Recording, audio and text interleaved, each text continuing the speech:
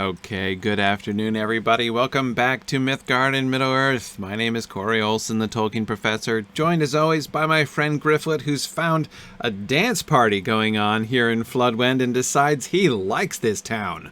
My favorite element of this little tableau here is the woman who's sitting on the ground by the barrels over there, just watching. Right?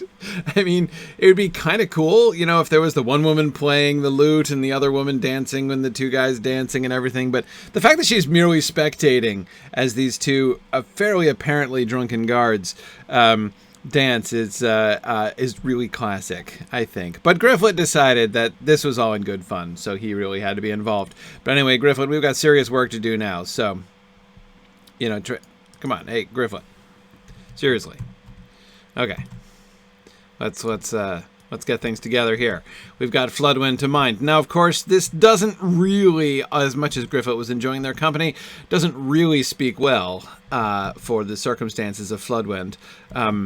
As you know, we're trying to decide whether we should go out into the forest to attack things, or whether we should, you know, defend the city from imminent attack. In neither case are these two chaps going to be very much help, one has to imagine. Okay, so... Whoa. Look at this guy's outfit. I want one like that. Can I get one like this?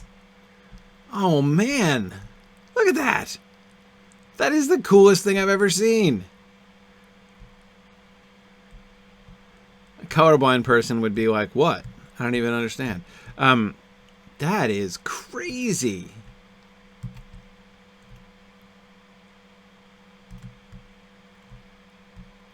That's two NPCs walking in sync with each other? Is that what that is?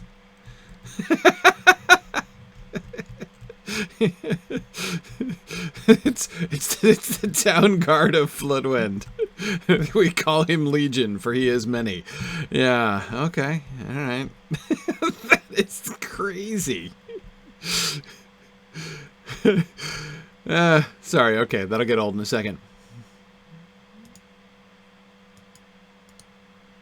I can't right-click on him. Yeah. He's not... Oh, I see. When he turned, I saw the two legs. They're getting out of phase. Yeah, there they are. Every once in a while. They get... Wow, it's like an alternate universe. Crazy. Okay. Whew. Sorry. That was trippy. The Guard of Many Colors, indeed. Who is many... Whereas these guys are just... These guys are just in each other's personal space. Pretty soon, the guy in front is just going to turn around and deck that guy behind him. Look at that. Boy. There's not all is well in the state of Floodwend. This town has some kind of problems, I gotta tell you. Wow. Okay. Oh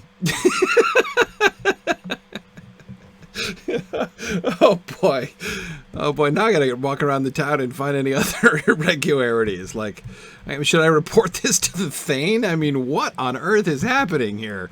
I suppose he could be a prisoner, Ethelwad. He could also be on a leash, perhaps.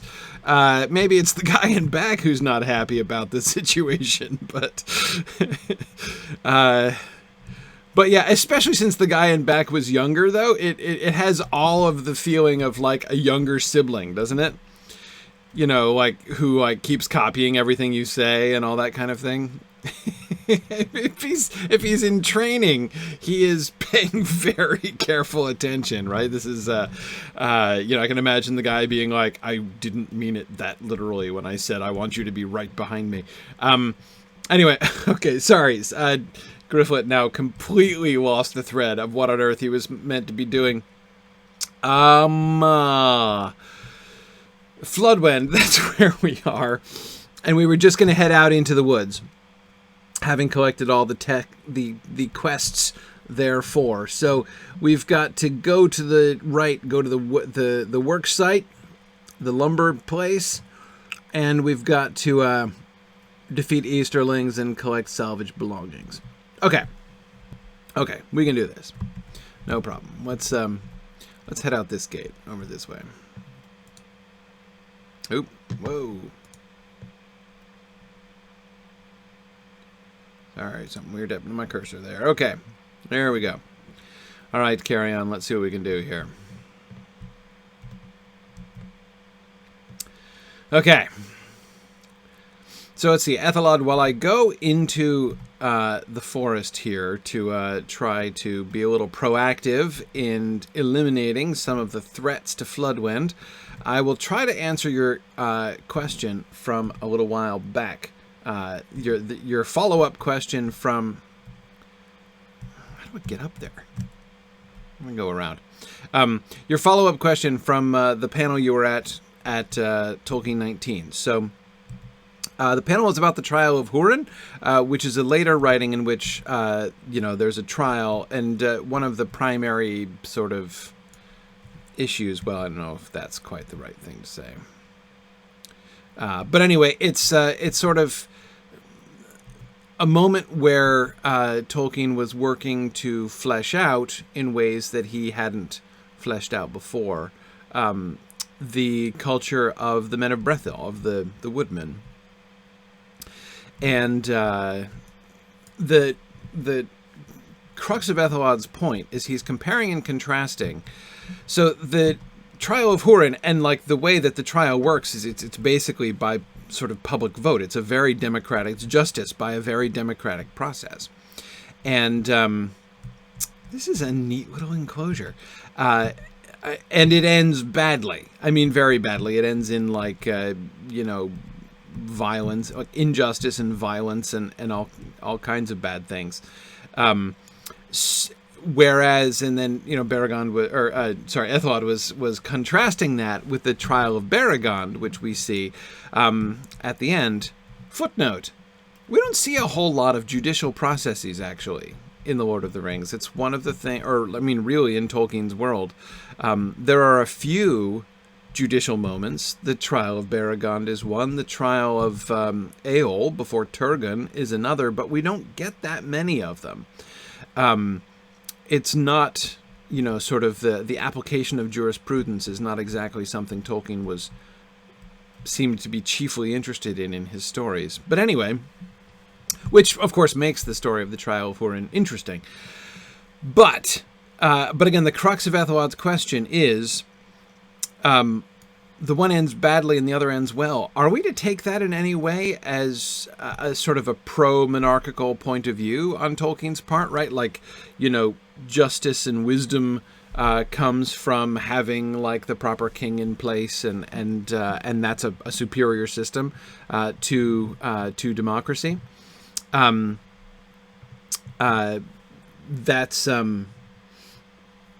That's a really interesting kind of issue, I think.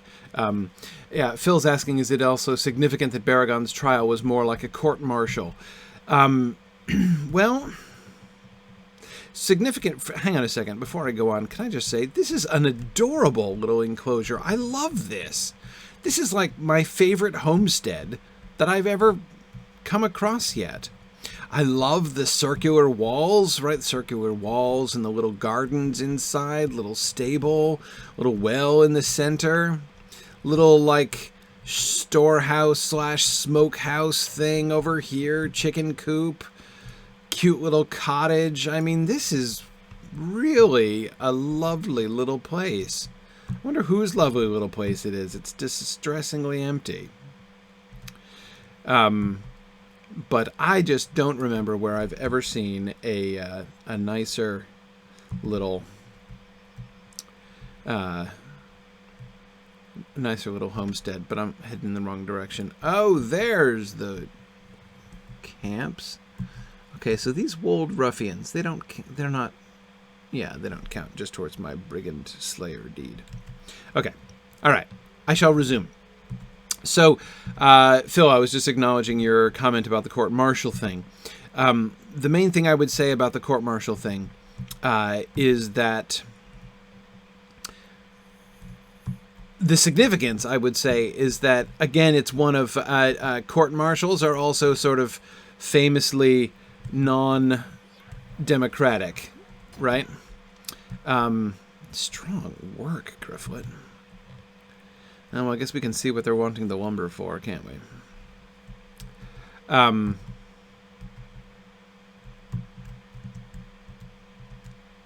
Yeah.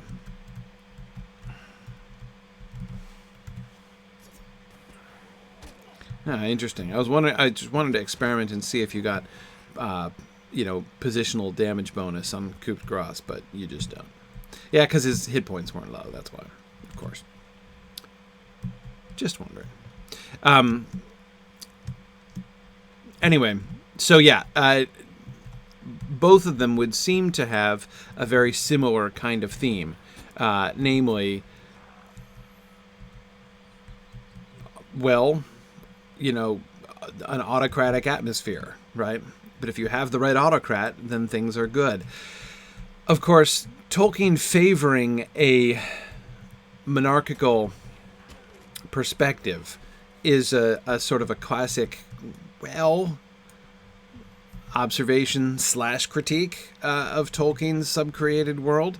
A lot of modern people, unsurprisingly, don't like, the sense of having, like the good king who passes down and enforces the good laws, and that is the ideal of, that's where we see the ideal society.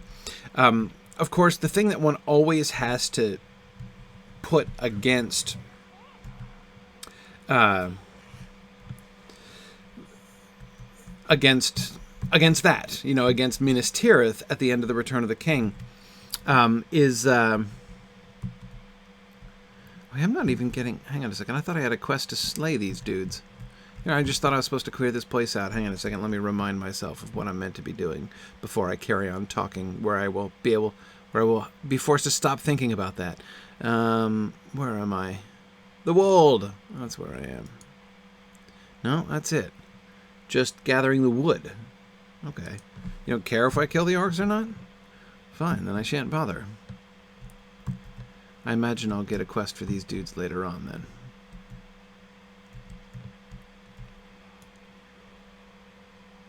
Where's the wood?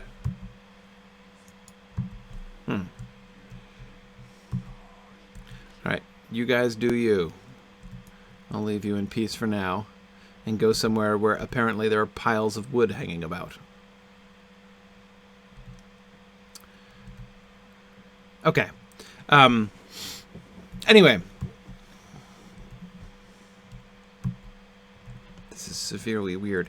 Oh, no, this is where the stupid warband hangs out. This isn't even the right work site. What on earth is going on? Okay. Yeah.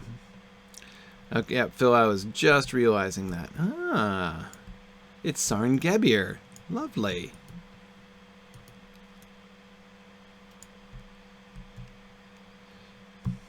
Why don't I do this? Why don't I, because this is just where I should be looking for the Easterlings landing. So why don't I jump off the cliff and start down there, and then I'll work my way back up. That'll be a good plan. Where's my thing? There it is.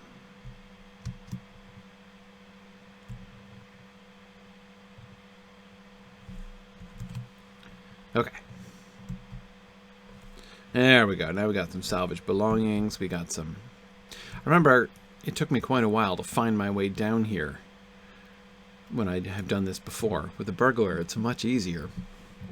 Okay. I was talking about justice. Kings. Right. So... I think, of course, obviously, that it's a mistake in general to mistake Tolkien for simply, a monarchist, right? And this is nowhere more obvious than in the Shire, clearly, right? But we would be mistaken, I think, if we took Shire politics as an endorsement of democracy, right? There are elections in the Shire, right? But democracy is not the chief political feature of Shire life, right? The Shire is first and foremost an anarchy, right? The point of the Shire is that nobody's really in charge. I mean, yes, they elect the mayor, but the point of the mayor is that he doesn't do anything, or does very little, really as little as possible, one could very easily say. Boy, lovely. What is it sunset or sunrise? It must be sunset. What time is it? Yeah, it's dusk. Oops, sorry. Yeah, so really the Shire is an example of people being left to themselves and to govern themselves. And, you know, Frodo shows his qualifications for mayor by stepping down as mayor as soon as possible and reinstating Flower Dumpling in his almost perfectly ceremonial and pointless role as mayor. There is a sort of implication that Sam, you know, has, I don't know if it's fair to say, a little bit more authority as mayor, but he certainly, you know, his election as mayor for 7 consecutive times. I mean, he does some things as mayor, right? We know this. We know this from the appendix and the unpublished epilogue, if nothing else. But what he primarily does is, again, ceremonial. Like, he is there on hand to, you know, greet the king when the king comes to visit. Of course, he would be anyway, because the king's his friend, right? So it's also like a friendly reunion, as well as, you know, a state visit. So that, you know, hardly kind of seems to signify. It's really tempting to imagine Sam as, you know, a kind of low-grade king of the Shire, right? Him as being in a real true leadership position, in the Shire in his later days. But the fact is, there's very little evidence to support that. It seems to me, based on what we know of the Shire, and even if you think about the way in which they talk about Flower Dumpling, right, the way they talk about Will Whitfoot, they speak of him with affection, not exactly with respect, right? It's not, they're not pining for like the good old days under this, you know, the strong, firm, and compassionate leadership of Will Whitfoot. They speak of him with amusement and affection. But that's really kind of it, right? I definitely, at the end of the day, I view Sam's election as mayor in the Shire as not a tribute to his leadership skills, and I'm not questioning that he has them. I'm just saying I don't think that's what his being the mayor of the Shire is about. What I think the mayor of the being the mayor of the Shire is about ultimately is about love, respect, right? It shows that the fact that he is elected to the mayoralty of the Shire 7 times in a row shows that he is like the most loved and respected hobbit in the Shire for 50 years, right? That seems to me is what his election means. But again, what it doesn't mean is the hobbits electing even, I mean, so there's no representative government in the Shire. Am I heading in the right direction? Hey, I am. Look at that. There's no representative government in the Shire. The mayor is represented, but he deliberately has no real power. This is, sorry, I'm beginning to question whether I'm in fact headed in the right direction. So, again, the Shire is not a democracy. The Shire is a benevolent anarchy. And that's sort of the point, politically, of it. So again, at the end of the day, what this means is there an example of, is there a positive depiction of democracy in Tolkien's world? I can't remember one. I see very little. And so, Ethel, that's my primary thought about, that's certainly my first thought about the whole Trial of Hurin situation. It seems it's an interesting example because in most of Tolkien we just have no evidence whatsoever of, like one way or the other about democracy, right? There just are not very many democracies. When we see democracy in action, it goes poorly, right? And so that, would seem to kind of confirm that, oh dear, look at this. What's going on here now? I need warg pelts. Okay, sure. And, ooh, there's a matron. Okay. All right.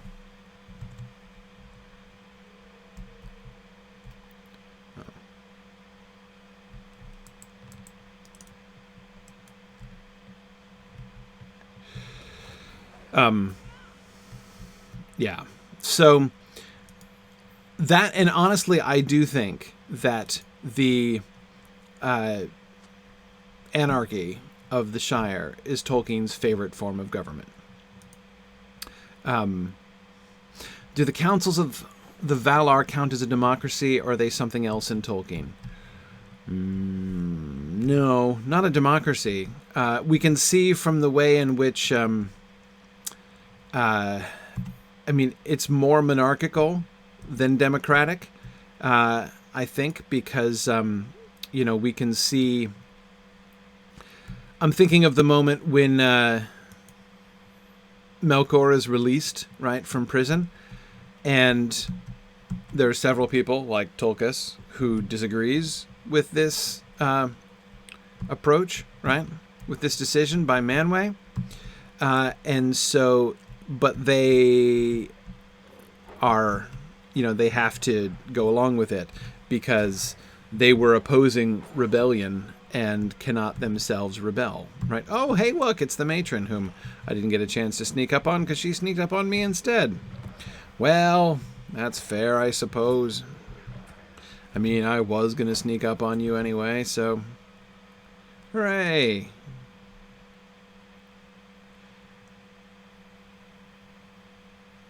Oh, good.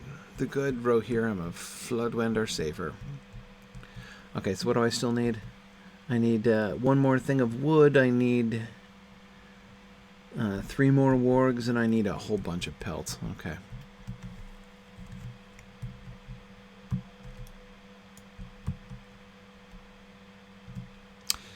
Anyway,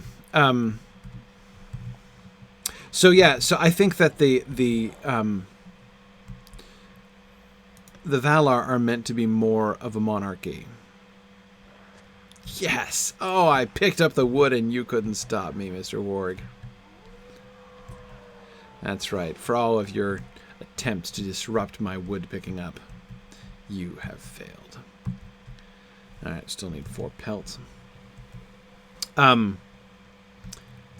Okay. So yeah,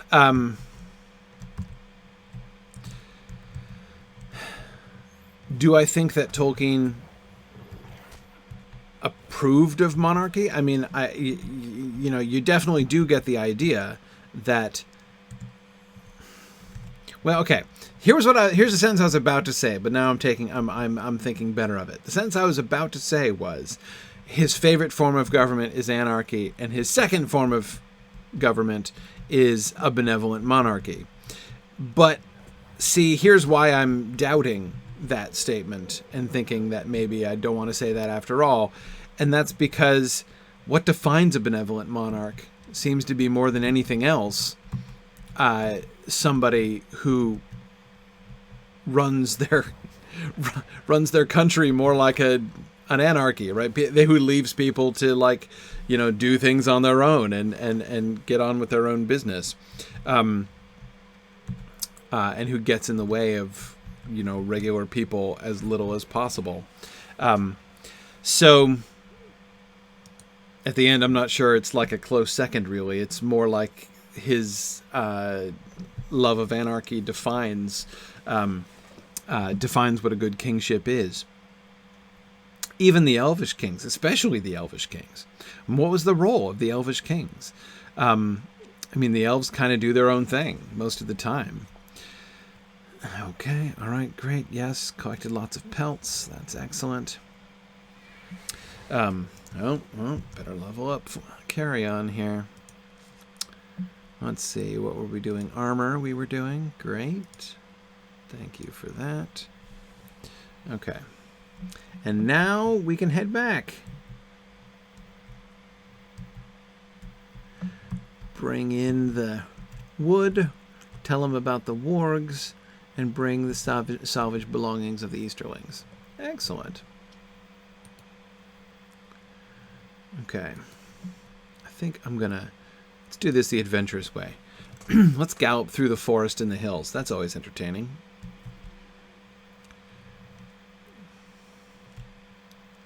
Okay, carry on. Let's see if we can find a route down towards the town without... oh, look, there's the town. Isn't it? No! Oh, this is the Easterling encampment. Oh, yes, those are mounted enemies. Oh, this is excellent. Okay, I have a theory about where I'm going to be headed next, I guess. Here, wait a second. Who's Urush? Oh, that's the Easterling warband leader? Okay. Maybe I'll take him out, but not just now. Okay. All right, back to the road.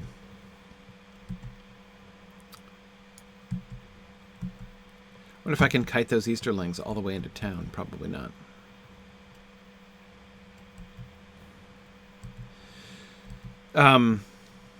Yeah, anyway, so thinking about the elf kings and stuff, again, a lot of people comment on the fact that, like, well, but like all of the good peoples, you know, except for the Shire, have kings, right? So doesn't that mean that Tolkien is primarily a monarchist? And no, I don't see that. Again, he is, you know, his stories do feature a lot of, like, heroic individuals, right? The leadership is important. And so, yes, peoples have kings. Because, like, the elves in Beleriand, for instance, they're not going to live very long with, you know, the armies of Morgoth on the doorstep if they don't act together, right? So you need a leader to help to coordinate things. But I do not think that, you know, the kings of the elves, the kings of the Noldor in the First Age are, you know, living as dictators over their realms. Exactly. Yes, war leaders rather than kings is really, Phil, I mean, there's personal loyalty due to the kings, clearly. But again, I don't really think that is, that there's much in common between the kings of the Noldor, like how the kings of the Noldor ruled the Noldor and how, you know, your average modern king or medieval king rule over his realm. So anyway, yeah, it's, you need to have leaders, especially when you're in time of war, as was generally the case, right? And Tolkien does have a world in which there are, like, great people, right? People who are way above the average, whom the others look up to. Example, the Galathrim in Galadriel, right? Galadriel is just, like, different from... I mean, she's not just one of the Galathrim, right? And the rest of the Galathrim revere her because she deserves it, right? So that kind of idea of, you know, the great person who is in this position. But as far as a political system is concerned, you know, Lothlorien isn't necessarily that much of a monarchy either in that classical sense. Anyway.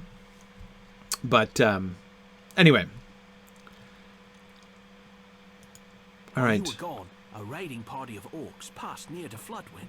Did they? Yeah, well, I was up visiting them, but then I realized nobody had told me to kill them, so I stopped.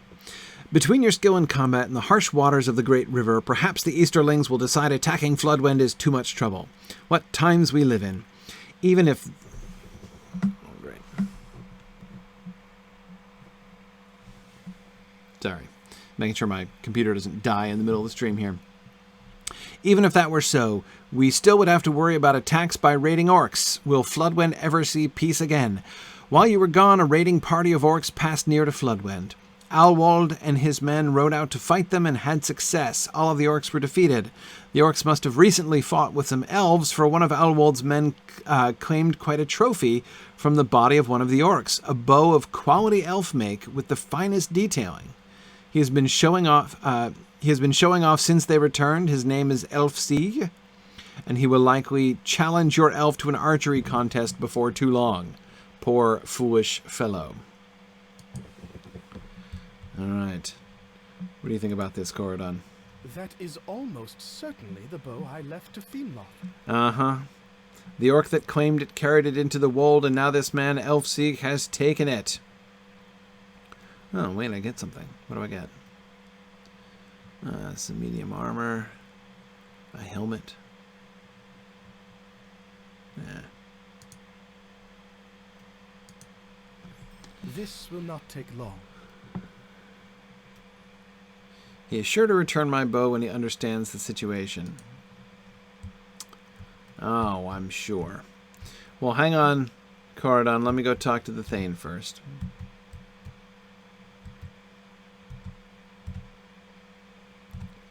We're trotting through town.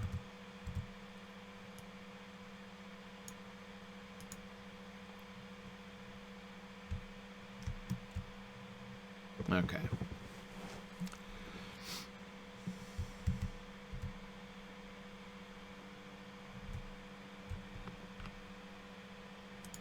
All right, Rodwig.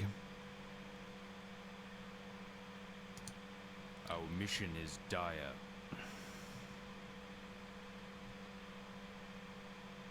It's amazing what one burglar can do.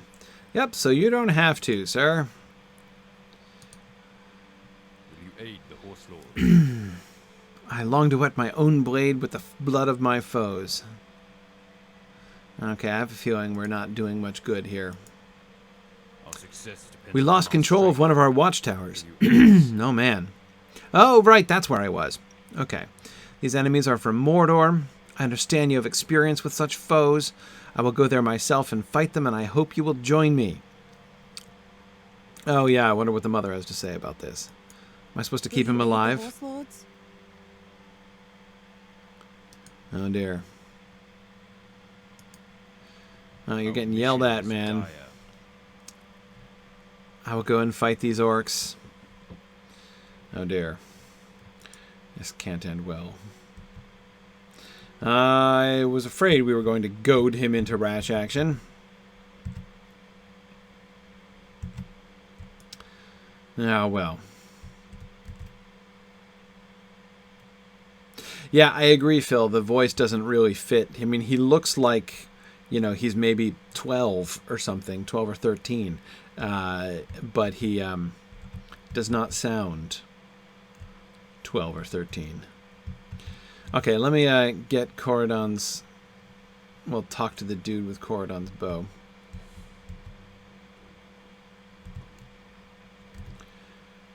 And then I'll head out and find Rodwig.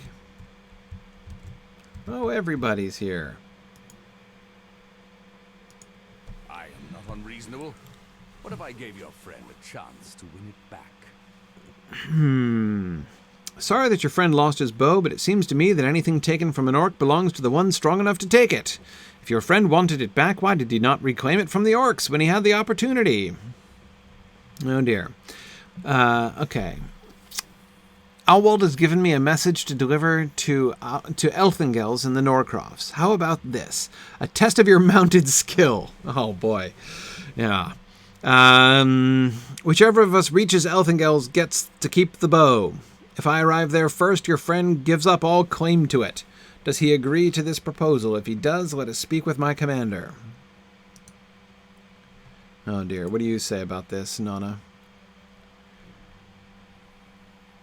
Are all the horse lords as greedy as this? What do you think of Floodwend, Nana? Have you tried the dancing? These towns we have seen, including this one, are more dense than those of my people. Perhaps that makes them easier to defend, but it also means a single burning brand from a foe might set the whole place ablaze. That may be worth remembering if the horse lords continue to treat my people with such scorn. Ouch. Just a joke. Okay, right. Yeah, don't look at you like that. Okay. All right. Let's see. Can we win this wager? This man, Elfsieg, has most likely spent his entire life on horseback. We are less experienced. Make of that what you will. Well, there is that, I suppose. Horn, what do you think of this? Will he honor his wager? He's a man of Rohan. I trust he will honor his obligations. Yeah, well, I wasn't actually in doubt whether he would honor it. Can we win? Elfsieg has more skill while mounted than any of you, and if he is making this wager, he thinks he has more skill than I as well. I do not think our chance of victory is very high, but there is always a possibility of victory when good-hearted folk try their hardest to succeed. Even when newly trained on the back of war steeds against a seasoned veteran of the plans of Rohan, maybe. Okay, right. What do you know of this area? Floodwend is a long way from my own home in Eowyrth in the Entwash Vale. I have only been here once or twice. Harding of Harwick is the Aldar of the North March and answers to Theoden King only for the defense of its people. This is among the rockiest stretches of the Wold, and the great river flows swiftly south of the rapids. Hey, thanks for the geography. All right, Corridon. If these are the laws of men, I am grateful to be one of the Galadhrim. Oh, ouch. Snap, Corridon. This is a ridiculous requirement. Why should I have to engage in a competition to determine my right to possess property that is rightfully mine? But I am not worried. We will best this arrogant sapling that thinks it is a weathered oak, and my favorite bow will once again be in my possession. Okay. I have a good feeling about this. Okay. So, no problem, guys, but I've got an appointment first. I've got to go try to keep the young Thane of Floodwend alive. So I'll be right back. Hang out here. Okay. Yes, so Ethelod, great question. Yes, the annual fundraising campaign for Signum University is indeed starting this coming Sunday. We start on Hobbit Days. We have for the last, 7 years now, I think. Yeah, I think this is our 7th annual fundraiser. So yes, we're starting on Sunday, and on this Sunday afternoon, I'm doing a broadcast where I am doing a set of readings. First, I'm going to do an update and some update on our giving from last year, and oh look, there he is. Better dismount. An update on the really wonderful generosity of folks to Signum University last year. Talk a little bit about the campaign and what's going to be happening moving forward, and then we'll be, of course, doing some readings. I'll do a Tolkien reading, and then we'll have some discussion about that. And I'll do, and then we're going to have a couple other readings from other authors and with some other folks too. So it's going to be a good time. It's going to be 4:30 p.m. Eastern time on Sunday, the 22nd, Hobbit Day. Okay, let's see. What do his elderly accompaniments say? We keep safe these lands. My Lady Edda sent us to protect the Thane. He should not go into battle, but he may observe the battle from here should he wish it. Oh, I'm sure that's what's going to happen. I do not believe you will find welcome here. Okay, right, you say the same. Dude, you just have a knife?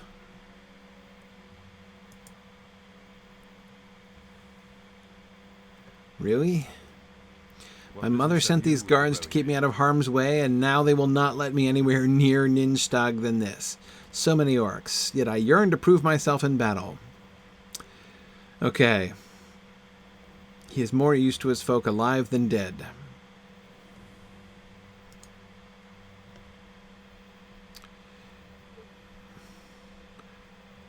I will remain here.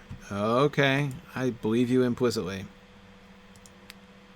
The Rohirrim have need of your services. Okay, and defeat the overseers. Sure. Okay, so the war machines and the overseers alone I don't have. I've already scouted this place, so that's handy. So I don't need to defeat any numbers of the orcs. Fine.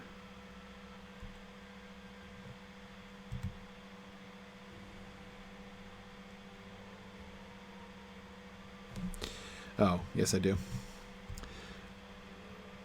Okay.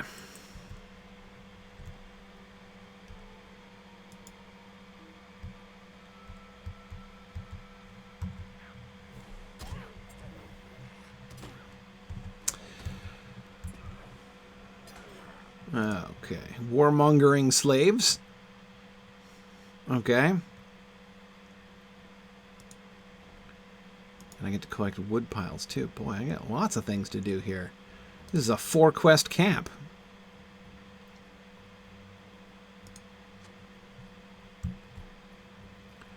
Okay. Not get distracted by any poets, vegetables, or fisherwomen. Yeah, okay, so we are obviously in the fundraising campaign. I'm going to be doing a Wigand marathon again. Right now, the current date for the Wigand marathon, it is scheduled for Saturday, October 5th. That is the current plan. It is possible that that will change, but I don't think so. I think that that is likely to remain a stable time there. Wigand, of course, is my highest level character. He's like level 100 now, 101. And I have him going as swiftly, as what passes for swiftly anyway, for my characters, through the epic quest line. So he is not, as Gryfflet, really exploring the full storylines of all the different regions. So he is in Minas Tirith still. As of the last marathon, he got to Minas Tirith, and I am. Oh, you can still two-shot it. Oh, oops. Hi there, Mr. Worker.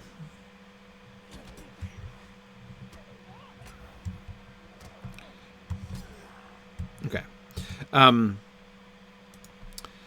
Yeah, so he was in Minas Tirith. He has not completed so he's doing the Minas Tirith quest. So he's kind of going about Minas Tirith, doing all that.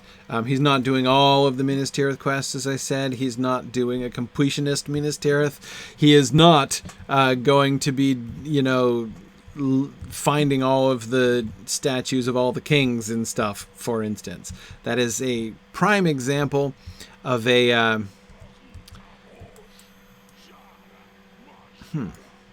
That's a primary example of a quest I am avoiding with Wigand, or at least a deed. Boy, he's still yelling. Why is he yelling about Saruman? I thought these were Mordor orcs. What's up with this path? Where does this path go? That's what I was looking up here, trying to determine. Just up here to the wood camp? Anyway. Okay,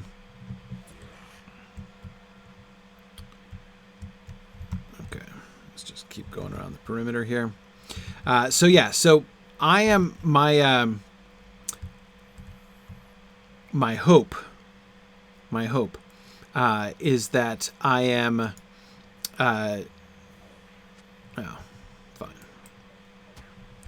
my hope is that I will be able to get as close as I can to the battle. The thing is, I know I still have quite a bit of epic to go before I get to the battle, right? I think I'm still going to be, as I recall, rumor is that I'm still going to be sent up to go see the Rohirrim and stuff on the way. So that's my concern, is that it's true that if I were like right up at the battle, then the marathon would be a great time to do the whole thing.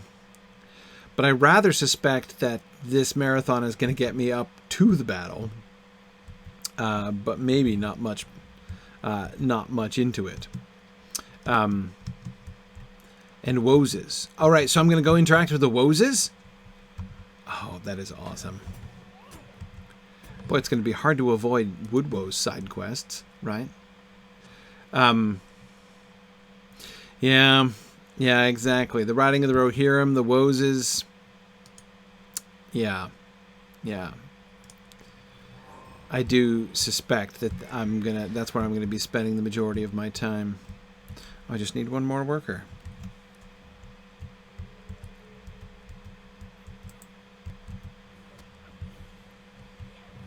Oh man, Gryfflet, you couldn't sneak up on the last guy. Yeah, so like I said, I'm gonna try to resist getting too sidetracked. I did reasonably well there. Okay.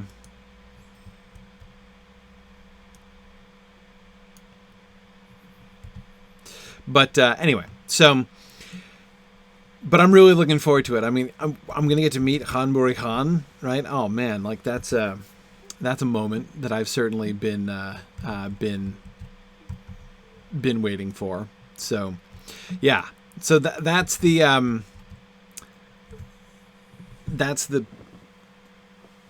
chunk of the game that I'm going to be going through on the 5th. Again, as I say, probably up to, but not including, the Battle of Pelennor Field, which just means that the Battle of Pelennor Field will be something that we can look forward to in my next marathon after this. So we'll have to see when that can be.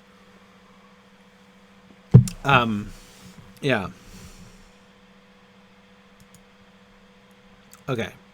Will you aid the Horse Lords? Hey, oh, you were watching that? That's great. Will you aid the Rohirrim? They must have a Thane. Okay, defeat the war leader. Sure, I'm good at that kind of thing. Our mission is dire. And, Rodwood, can I just say I'm proud of you for staying put so far. Our success depends upon our strength. Okay, search the encampment for anything that might tell us what the orcs had in mind. Okay, and then if I find it, I will see if anybody knows how to read the Black Speech. This is a problem we've run into before. Finding plans that then immediately turned out to be useless. Okay. So we're looking for the plans, and we're looking for, excuse me, pardon me, we're looking for the war leader. You figure it's probably, we haven't been down the path here yet, so it's probably down. The actual ride would be a great end for the marathon? Yeah, probably so. Oh, here's well, it's like a little village down here. You know, the stakes might seem like a little bit of overkill just for one little group of tents here, but, you know, in the end, I think it's prudent. When you've got Rohirrim coming through, you've got to put some anti-cavalry measures pretty much, you know, all over the place. Oh, hang on, war plans.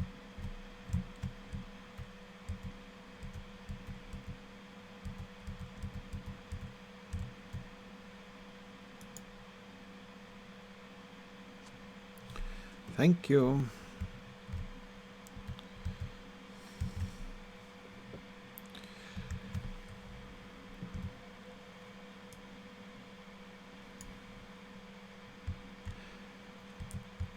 Wait, don't get distracted. Well, look, you guys, I am sure, would not expect me. Just like, should Wigand again uncover any insidious plots, like when he was thwarting the fishmonger of Dol Amroth, of notorious fame, then obviously, as I say, you're not going to expect him just to turn a blind eye to that kind of thing. I mean, who knows? Who even can guess how many lives were saved?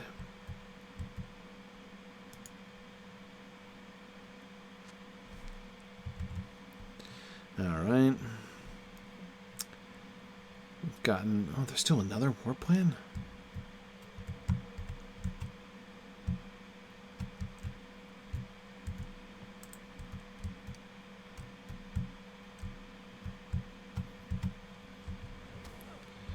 Oh, well. Let's see. This guy.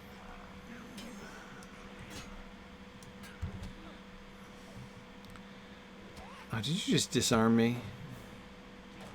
What are you fighting with? I can't see you. I need to be on this side. Oh, much better. So it's kind of like a halberd and kind of like a mace. I can't even... It's like a double weapon of some kind.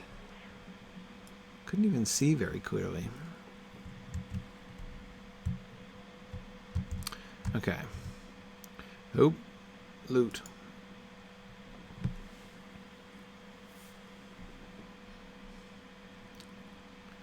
Okay, let's see.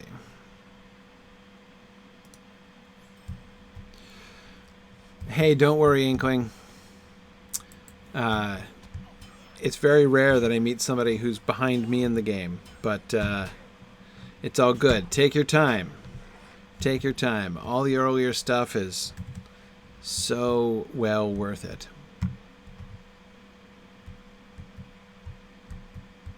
This is a nice little place for your headquarters, which are themselves a little disappointing, but I really like the separation on the little rope bridge. It's cool. All right, let me look on this side of the path for the last set of war plans, as I kind of was hunting over there before.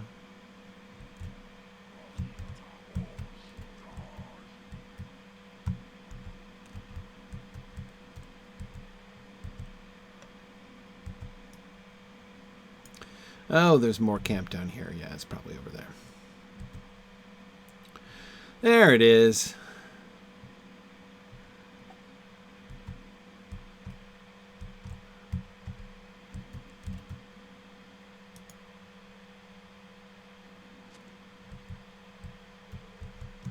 I was very burglarious of you there, Gryfflet.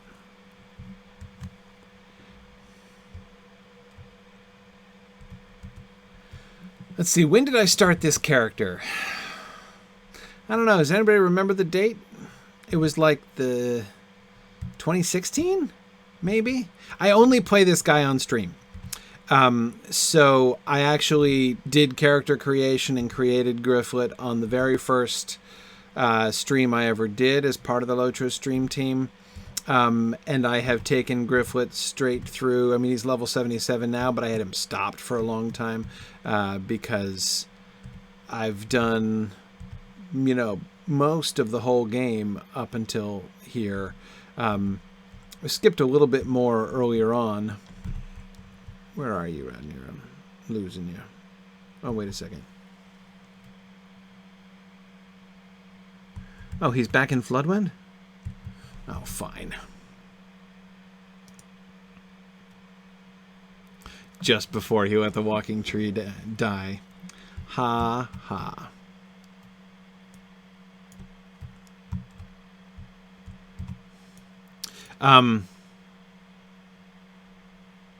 Yeah, so yeah, Gryfflet I started then Wigand I started goodness. It was 2015, Phil? Wow. September 9th, 2015. September 9th? So we've just passed Gryfflet's 4th birthday and I didn't notice?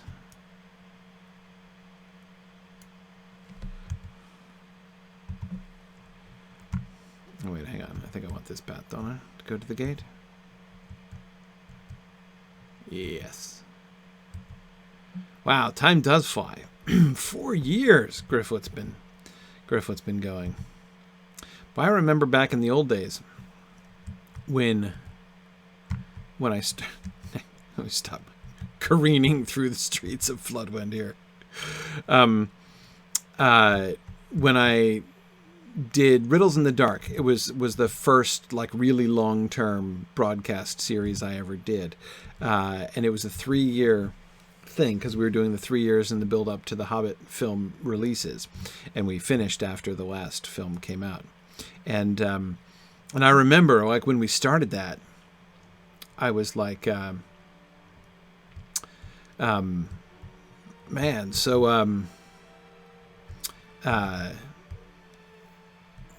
like, am I sure I can commit to doing 3 years of broadcasts on this? And it seemed like a really big deal. And now I have 4 different programs, all of which have been running for more than 4 years. The longest running of all of them is the Mythgard Academy. I've been doing the Mythgard Academy every week since 2013, fall of 2013. Started Gryfflet 4 years ago. Started Wiggin. Yeah, Wiggin was 2014, August of 2014. That sounds right. That was when I first began, when I finally gave in, I should say, and started doing Lotro. I'd been resisting up to that point, lest it take over my life. And then I decided it was better benevolently to let it take over my life. And of course, now Silm Film has been going on since 2015, I think, as well. And then Exploring the Lord of the Rings, my newest one, which started at the beginning of 2017, and that's in its 3rd year, but of course projects to another 20 to 30. Anyway, yeah, so and none of those are going to be ending anytime soon. I mean, those are all pretty much indefinite. That's kind of fun. All right, Rodwig. Okay, I got the leader. It was a pleasure to watch a free warrior do what was right. Ouch. Oh, cutting words, Edda. Cutting words. Did you hear that? A collaboration between the Orcs and Easterlings. Oh, dear. Well, if the Nazgûl's leading, collaboration seems possible. Now my son is angry at me, yeah. You want me to stay out of the affairs of Floodwend? Oh, man, you want the guards to kick me out? Yeah, I get it. I get it. I'm sorry, but... Our success depends upon our strength. Will you aid us? The road has been eerily empty. Okay, now I think it's time to go after the Easterlings. All right, I'll stop causing domestic troubles. Just trying to help, Are we going to have a Riddles in the Dark type series for the Amazon series? Well, there are a couple possibilities there. Let me just say this. So there are 2 realities here, right? Reality number 1 is that there is no way I can not talk about the Amazon series, right? I mean, like, that isn't going to happen. That cannot possibly happen. I mean, like, I think I'm constitutionally incapable of not talking about the Amazon series when it comes out. Oh, hang on a second. Got to level up carry on here. Constitutionally incapable, but at the same time, I don't really, with the aforementioned 4 long-term projects I'm already doing more broadcasting every week than most people can possibly watch. Pretty soon it's going to be a full-time job just to watch my broadcasts. And I can't afford to pay people for that. So, and that's not just to mention my own time, of course, and the fact that I'm trying to, establish and set up a university. So, that's the other reality, is that my time is really limited. So I don't know, when those 2 fundamental realities clash, my inability not to talk about the Amazon series and my inability to add more to my schedule, I have no idea what's going to happen, really. Yeah. So I don't know. We will see. I am being very deliberately evasive about this, not because I'm trying to hide from people, but because I'm trying to put off myself. I have no idea. Yeah. Well, we'll see. We'll see. There are lots of different options, but we'll see what happens. Like I said, I'm coming to no conclusions now. All right, so I guess strength is what's left here.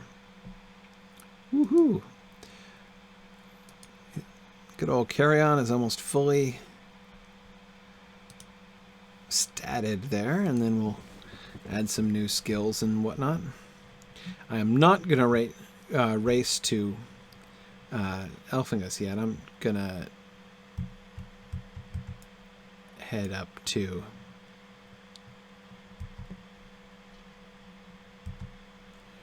Right, hang on a second.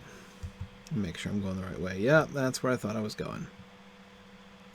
Up towards that camp.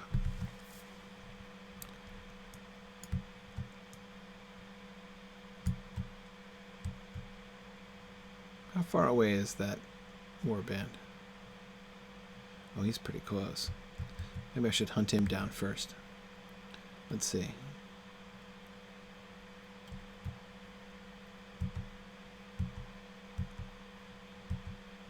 Where is he? Where is he? What is he? And does he come with archers? Those are my chief questions. Oh, there he is. He's an orc. Yes, he does. Come with archers. No, thank you. No, thank you.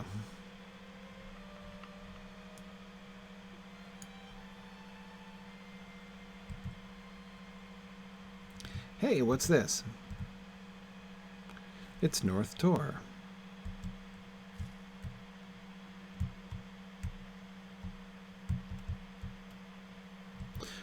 Isn't this the guy I'm supposed to talk to? Oh yeah, sorry, his, oops, sorry, pardon me, sir. Didn't mean to ride right past you, that was rude. Missed my button. Okay. Our mission is dire. As for reinforcements, are you all they sent? Please let this be a jest. Okay, the Easterlings are camped north of here, and the size of their camp grows every time I turn around. I can't believe they send me one warrior when the Easterlings grow by the hour, and you are not even Rohirrim. One warrior, and a small warrior at that. But that's okay. Rohirrim have need of your services. Siege weapons. Sure, I can investigate the siege weapons. I have a long history of destroying siege weapons. And there's a lot less dancing happening out here. I suppose that's understandable.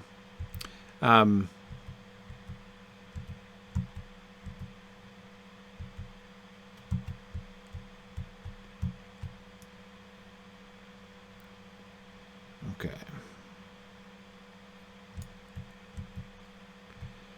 Let us... Oh, no. I'm following the wrong arrow.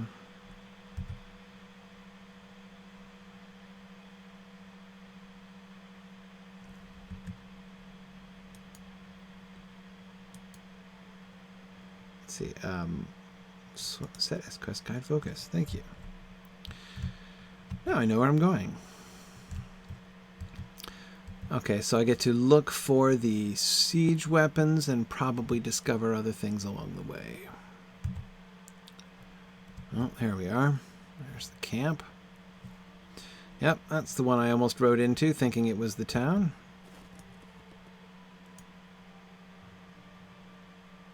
I think this calls for stealth. Of course, I could have stealthed myself on horseback, too. I keep forgetting I can do that. Okay. Let me answer another lore question while I'm sneaking around. So let's see. JJ, you asked before, I have a series of questions from you stored up here.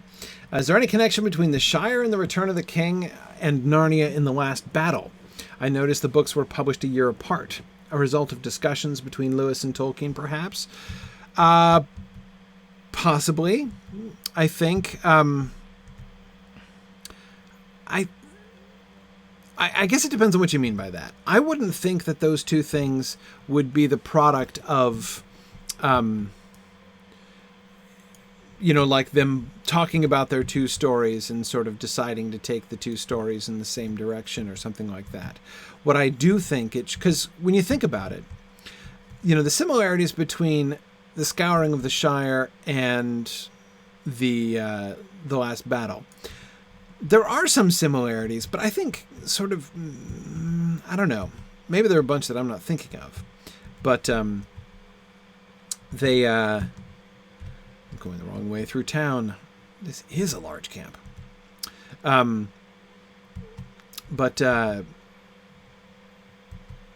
Yeah, so, ooh, nice cloak. I love the green. That's very nice. Oh, it looks good from the front, too. That's good, because now I'm going to be able to see it from the front, I suppose.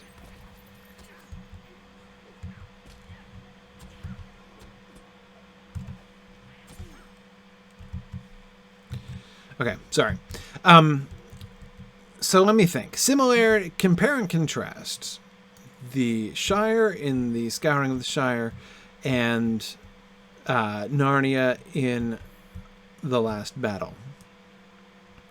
Rampant destruction of the land, right? So in particular, the felling of trees, right? The felling of trees plays a very large role and is sort of the signal, in a sense, of bad things to come. The first really, really bad sign. We've captured the South Tower from the horse-riding weaklings, and the Dark One resides there now. Oh, dear. The camp has been built, and it is from here that the attack upon Rohan shall be launched. Complete production of the siege weapons as soon as possible. Okay. Time to disrupt some Easterling plans, and maybe find a Nazgûl again.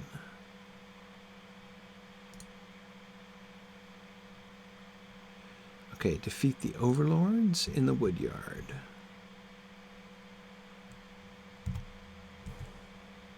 Okay, ooh. Hi, didn't see you there. Okay, so yeah, right, yeah, JJ, exactly. That's where I was going after this, right? It is significant that the cutting of trees kind of begins the mischief, right, in both cases. Though the cutting down of trees is even more significant in Narnia than it is in the Shire. All right, we're destroying siege engines. No problem. That's kind of cool. I kind of like it when you, cover them with kerosene and set them up in a huge blaze of glory. Like we used to do with siege engines back in the old days.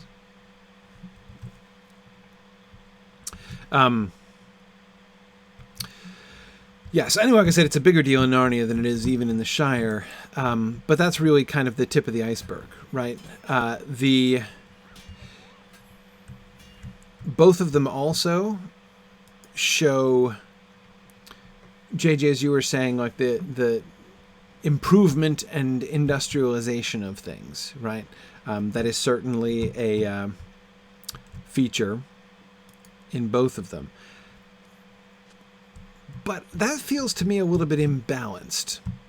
I don't know if imbalanced is quite the right word, but I'm going to stick with it. Because in Narnia, it is true that the Calormans who come in are driven by, mercantile interests, right? They want to sell all the beasts into slavery, and of course the ape, right, is just out, to satisfy his own greed. But but you don't get the idea, the motivations of the bad guys. Whoa. Did I just get a virtue? Is that what just happened right there? I'm still not used to the new virtue system. Another note. Or is it the same note? It's the same note in case I missed the other note. Anyway, in The Return of the King, the march of progress and industrialization is really the primary theme, right? I mean, think about the meeting between Ted Sandyman and Sam, right, as a clear illustration of that.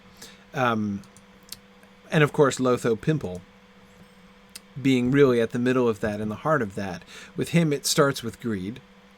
But it... wait, where's... who is his name? Oloch?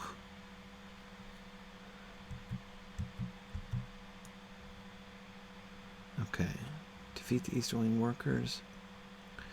Where's the dude?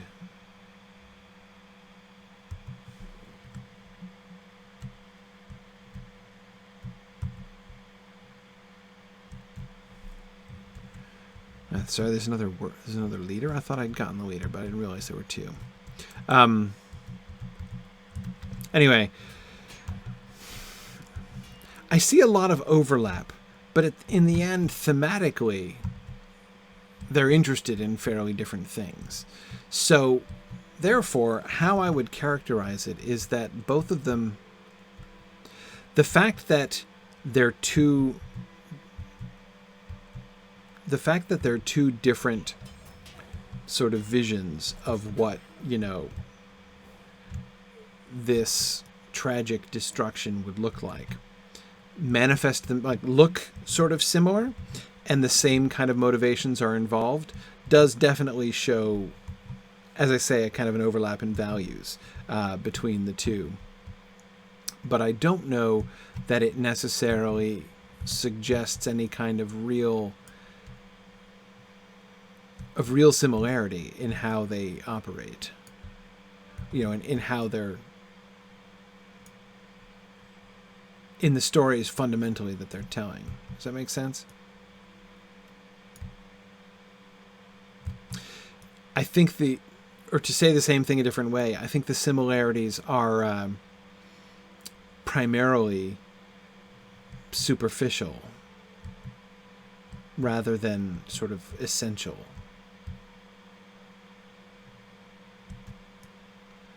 Where's this other captain meant to be?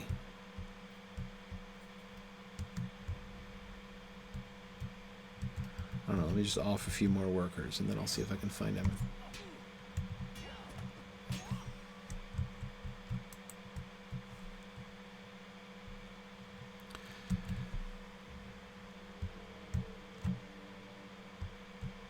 Yeah, I mean, so a contrast. Let's compare and contrast Shift the Ape and Lotho Pimple. JJ, just as you're, or Madman, sorry, just as you're suggesting. Okay.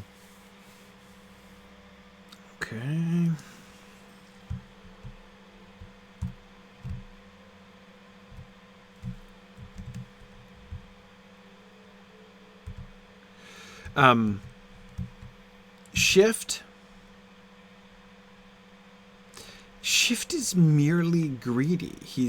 He wants okay,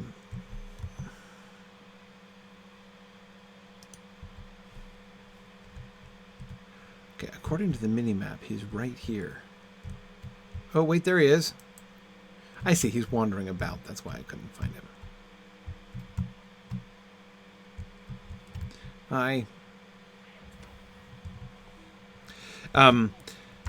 Shift is greedy. He wants power, but only in order to get stuff. Like, what does he do when he has influence? He has, the squirrels running to fetch him more and more nuts, right? He wants wealth. He wants recognition, but it's not even really about that. It's primarily about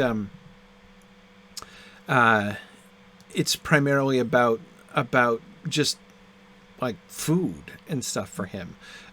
He's just greedy in a very sort of a simple way, a very base way. Whereas Lotho Pimple, I mean, he's greedy too, but he's got big plans, right? he's got big plans about how to, I mean, he has dreams of becoming a tycoon. Why? Presumably not just to get himself more nuts and oranges and bananas, like Shift wants. But he has this idea, you know, he already owns a sight more than was good for him, as Farmer Cotton would say.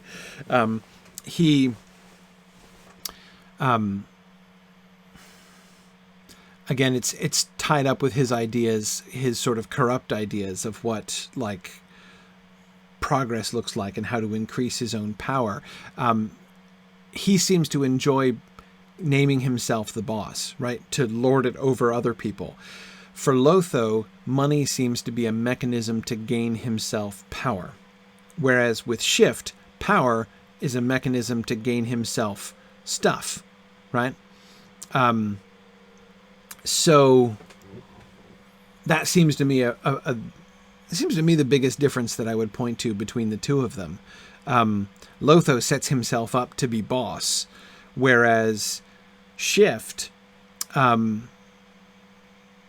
is trying to separate himself from the other animals. But again, it's not pride is not his problem exactly. Again, it's really primarily greed. Oh wait, you want me to destroy the tents? Okay, I can do that. So now I'm supposed to burn things. Okay, it's time to burn stuff down. Way on the other side of town. Okay, fine. Let's go, Gryfflet. We have brought about all the havoc that we need to do. I love these guys standing up here completely unaware of the fact that all the things that I've just done down the hill. Oh, what do we have? Mounts for Mordor. The nervous neighing of horses. Stealing horses of the Rohirrim. Can't have that. The Council of the Sorcerer should be destroyed.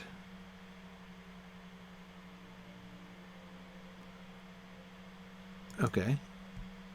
The Sorcerer's Council. Who's the Sorcerer? Wait a second. What's going on over here? Got a bunch of quest rings. Oh, horses. There we go.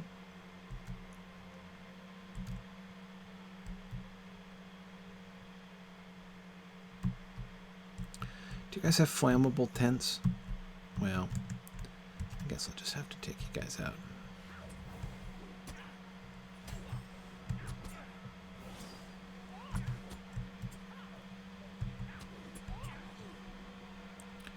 Okay, so let's see. I have to pick up the torch first. Now can I burn the tent? Yes. Yes, I can. And they're lovely tents, though. It's almost a shame. I really love Easterling tents. Oh, I reckon I'll have to take care of you.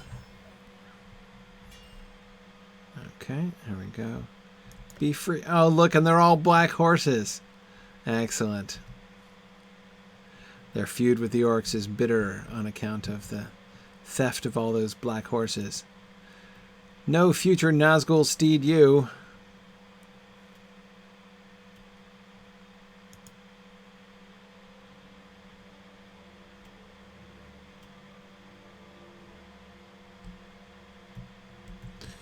Okay, there's another pen somewhere nearby.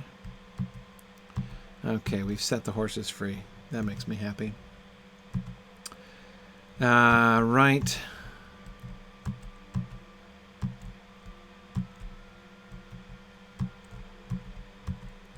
If you made an extended edition of the Scouring, you'd have the Thinking Fox be Puzzle. Let's see. I don't want to pick up this torch yet until I know where to go with it. But let's see. I think we got more horses up here. Yeah, we do. Where's this tower I'm supposed to burn down, though? Oh, it's still far away.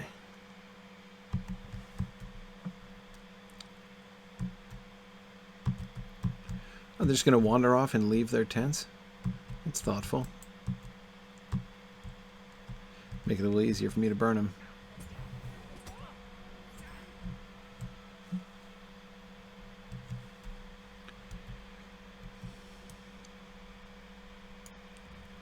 Okay.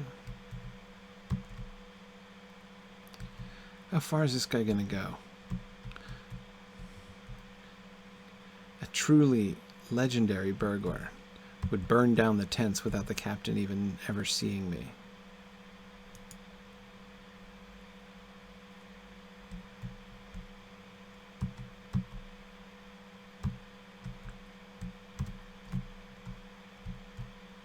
Can't burn them from the back?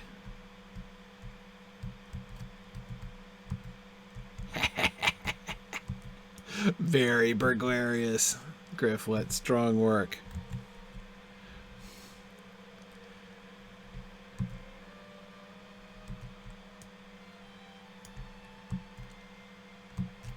I do agree, Madman, that there is, in the overall shape of the stories of Shift and Lotho, there is a lot of similarity there, too. Madman points out that both Shift and Pimple operate very similarly, from bringing in powerful allies to becoming those allies' puppets, to ending very poorly indeed. Yes, yes. Again, even there, I agree that overall shape is very interesting and very compelling. Again, still I find some important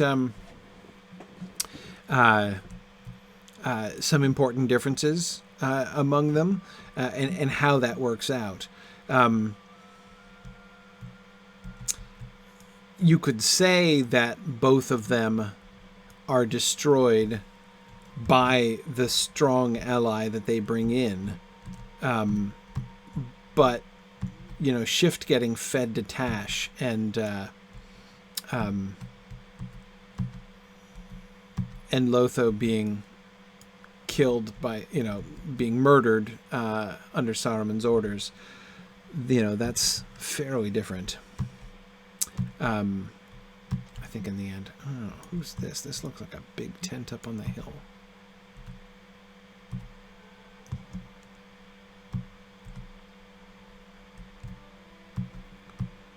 Whose tent is this? Nobody's apparently. They won't mind if I rifle their backpack. Oh, boy, there's almost nothing in here. It's a little disappointing. I mean, I like pinches of herbs as much as the next guy, but... oh well. Yeah, see, Wormtongue is not really the same as Tash. Yeah. Ooh, am I supposed to burn down this big tent too?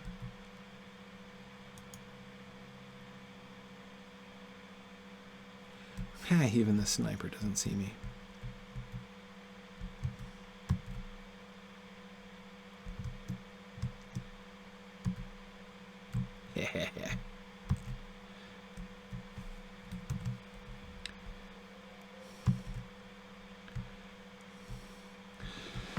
See, sending you one burglar is fairly significant reinforcements. Okay, let's see. What do I need to do? Defeat the Sorcerer's Council.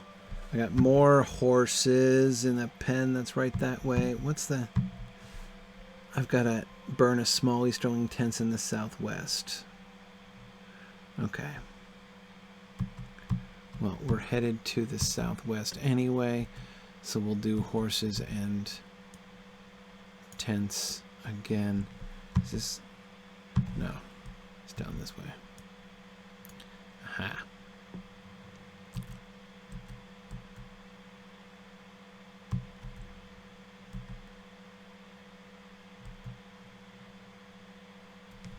Right? Let's see.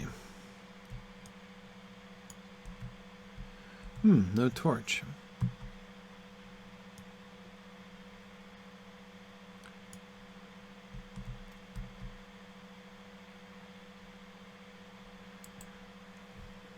Oh, hey, look, it's one of the members of the council.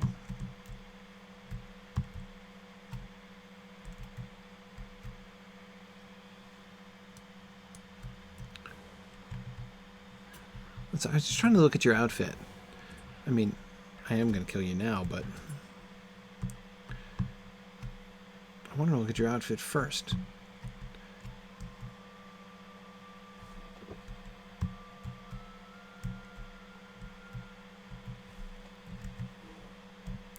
Whoa! Did he regen already? That was some fast regening. Wow! Come on now. No need for that. Alright. I guess if I just stay here for another 10 seconds, I could complete the Sorcerer's Council quest. Uh-huh. Who's this guy?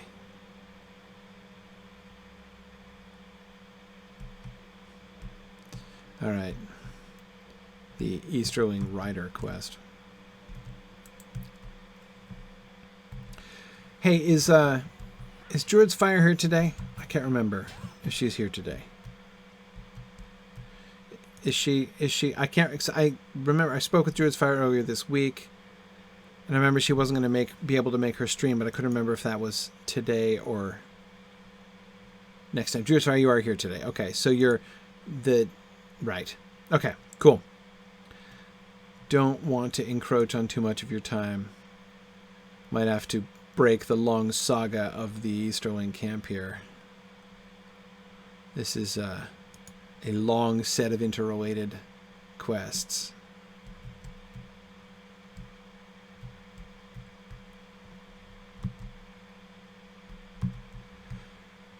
Okay.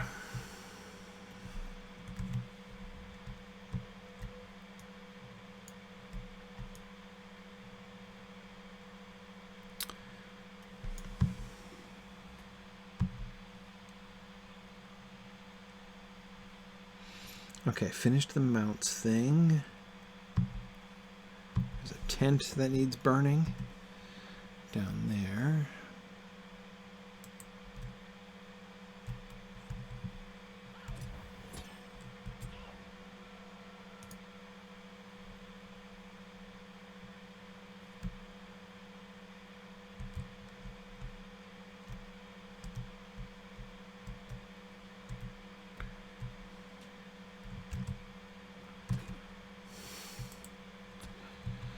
Okay.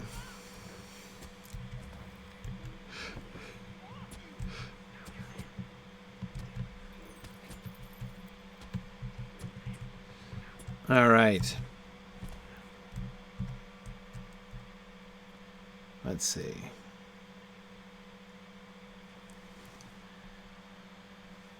There's more tents I gotta burn.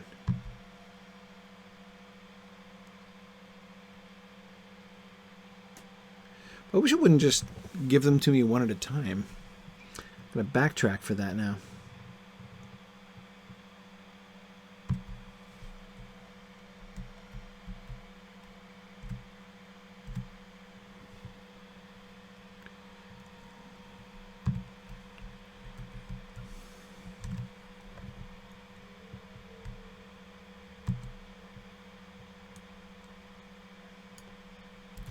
Yeah, I know, Phil. The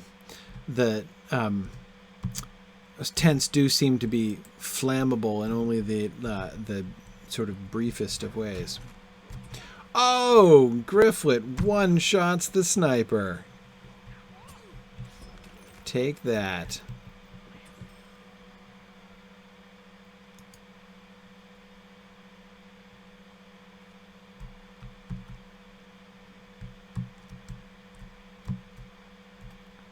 What, these are not the flammable tents?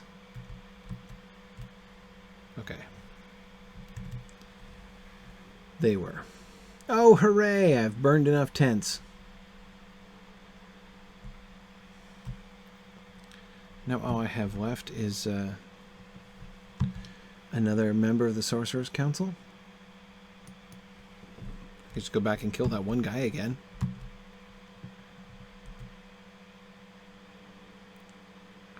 They seem to be sitting inside these little towers. Let me see if there's one up here.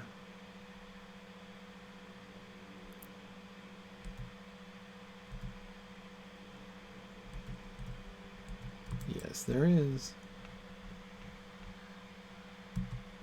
man, unfortunately they seem to be really good at detecting stealth.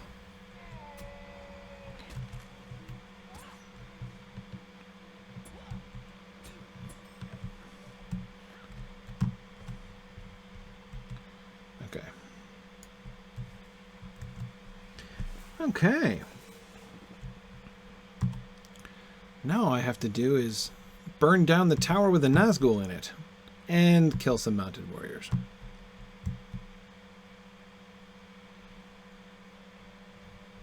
Let's see, Druid's Fire, do I have time to go after the Nazgûl? Tell you what, I'm not going to take any of your time this week. We'll start with a bang next time.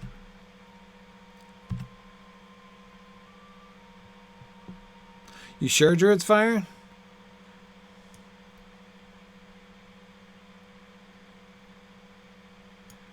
Oh, look, there's more.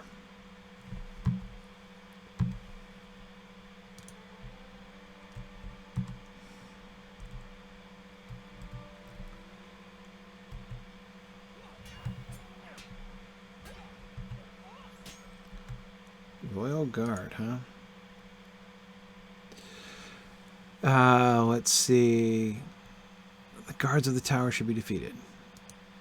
Okay. Oh, man, look at that guy. Just the fell beast just hanging there. Man, that is creepy. Can I sneak up on him? Can I pick the pockets of the fell beast?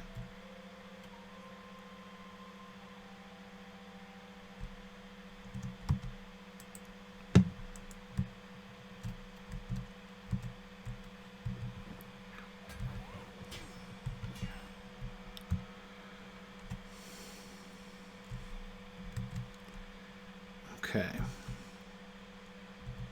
How many tower guards? 6? Whew.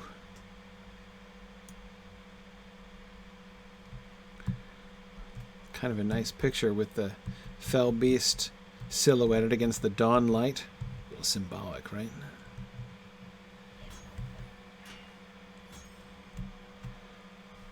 Okay.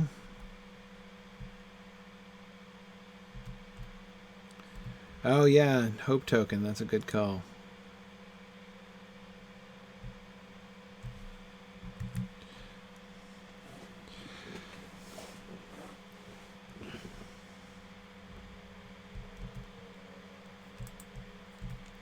Look at this guy just sitting up here like eating his lunch and minding nobody's business but his own. Feel a little bit guilty ambushing him. Not very guilty, but just a little bit.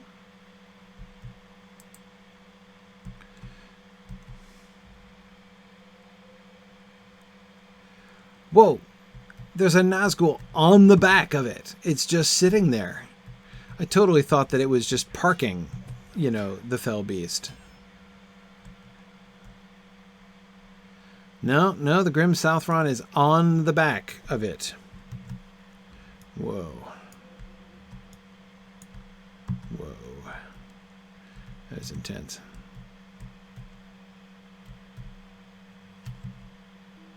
I don't want to get too close, because... Ooh, look at it with the moon in the background. What a shot.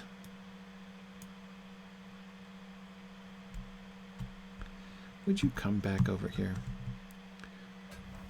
I want to do another lap chasing you. Hooray! Okay, so that's the Royal Guard. Now I've got some torches, and I need to burn this thing down. Can I sneak in under where the...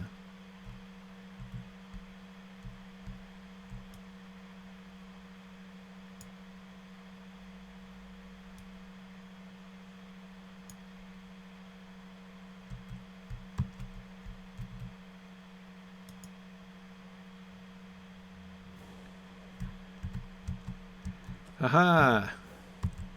Burning the tower! Hee hee! Chased off the Nazgûl. Oh, fire is our friend in Rohan. I think so.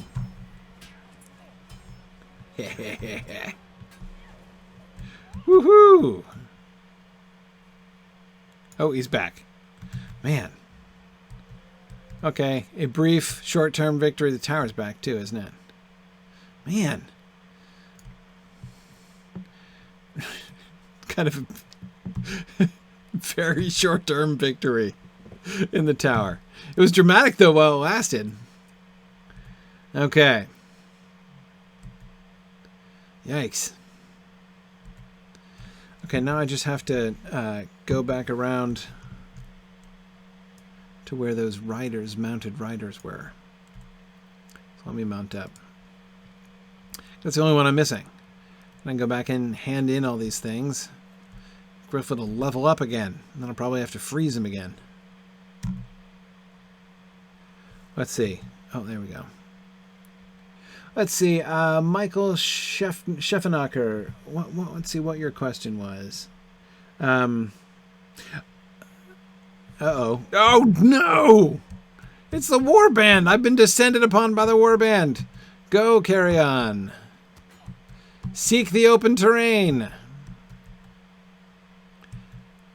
not going to do it in the midst of other... Okay. Alright, what do we have here? Who am I even targeting? I don't even know that guy. Okay, yeah. Alright, let's do this. Mr. Warband. Who do you think you are? Don't you realize that you're, like, dealing with the mighty Gryfflet?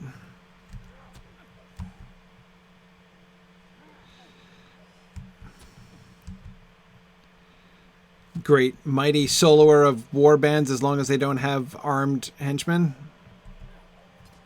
Or, I mean... Ha-ha! Ho-ho! And now, a few... Wold riders, Easterling riders here.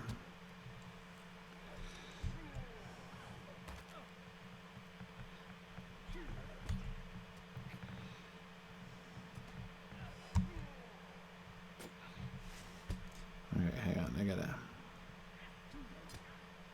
Can't see my cursor. Better accept this or these won't even count. Okay. How many am I supposed to get? Oh, good, only 3. Hey, that's not so bad. Oh, so his henchmen contribute to the quest? That's awesome. Whoa. Gryfflet is like turning in circles, like in place. That's probably not so good. Okay. All right, let's pause for a second. That's right. We took care of Urush. I think he'll think about that twice next time. Okay. Whew.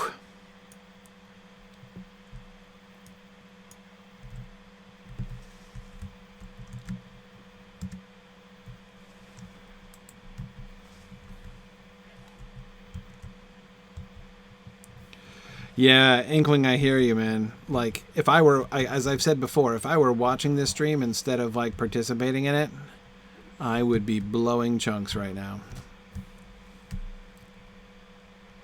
Mounted combat would do me in. Oh, look, a bonus one, because it, like, respawned right here.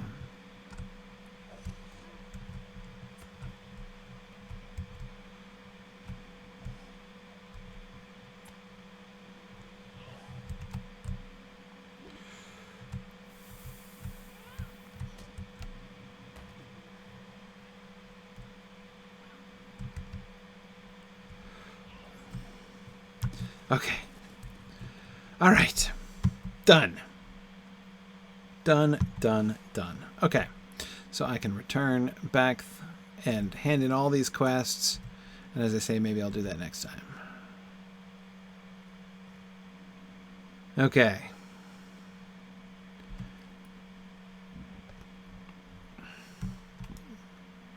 Yeah, like I said, I can survive it. I don't get sick while doing it. It's just like driving. I drive all the time. I never feel sick when I drive. But if I'm a passenger in a car, oh man, it's ugly. My wife used to think it was just like a power thing. You know, like if I was in charge, it was okay. But no, it really does make a difference. People who have motion sickness know what I'm talking about. Okay.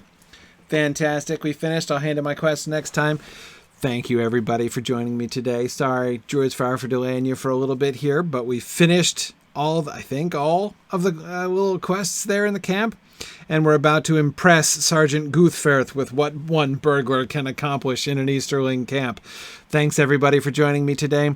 I will see you guys next week. Don't forget, this coming Sunday, the 22nd of September, is our Hobbit Day reading celebration, our Tolkien Day readings, where I'll be doing a reading and discussing it and talking about Signum University and launching our fundraising campaign for the fall, and talking about some of the special things we're doing for that. So thanks, everybody. I hope you can join me on Sunday for some fun readings, and you can find the information on all of this, by the way, at signumuniversity.org/events. That's where all of our events are posted. And of course, you can also just tune into our Twitch channel, twitch.tv/SignumU. If you follow our Twitch channel, then you won't miss any of the awesome fun things. That's where I'll be doing my Wigan Marathon on the 5th of October, and many other things will be broadcast there too. Thanks, everybody, and I will see you guys next week. Bye now.